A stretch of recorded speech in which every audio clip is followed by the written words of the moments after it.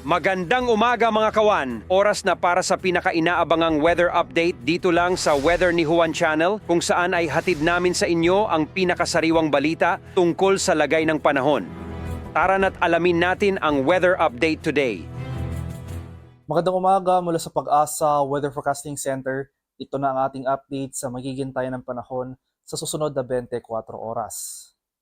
Huling namataan itong low pressure area na ating minomonitor sa layong 185 kilometers south ng Puerto Princesa City sa Palawan.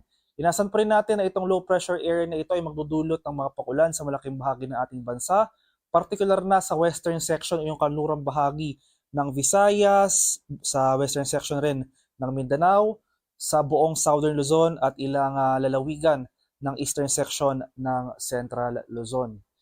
Ang pinagsamang epekto ng low pressure area at shear line ay magdudulot ng mga pagulan sa nabanggit na lugar. At sa nalalabing bahagi ng ating bansa, kasama na dyan ng Metro Manila, ay maaliwalas na panahon na ating inaasahan. May tsansa pa rin tayo ng mga isolated light rains o yung mga may hinang pagulan sa nalalabing bahagi ng Luzon. At tsansa naman ng mga localized thunderstorms o yung mga pulupulong pagulan na may pagkulog at pagkidlat sa rest of Visayas and rest of Mindanao. At para naman sa magiging lagay na ang panahon natin ngayong araw dito sa Luzon, inaasahan pa rin natin itong maulang bahagi sa malaking bahagi ng Luzon, scattered rain showers o yung mga kalat-kalat na pagulan, pakulog at pagkidlat ang ating aasahan sa buong southern Luzon. So sa mga rehiyon ng Mimaropa, buong Calabarzon, at buong Kabikulan, pati na rin dito sa lalawigan ng Aurora, makakaranas po tayo ng mataas na tsansa ng pagulan ngayong araw. Kaya maging handa at alerto tayo sa mga banta ng biglang pagbaha at pagguho ng lupa. Samantala, ito namang northeast monsoon o hanging amihan ay nagdudulot rin ng mga kaulapan at pag-ulan sa malaking bahagi ng Cagayan Valley at sa Cordillera Administrative Region. And for the rest of Luzon, kasama na dyan ng Metro Manila, ay maaliwalas sa panahon nga ang ating inaasahan. May tsansa pa rin tayo ng mga light rains o yung mga dagliang pag-ambon na dala ng amihan.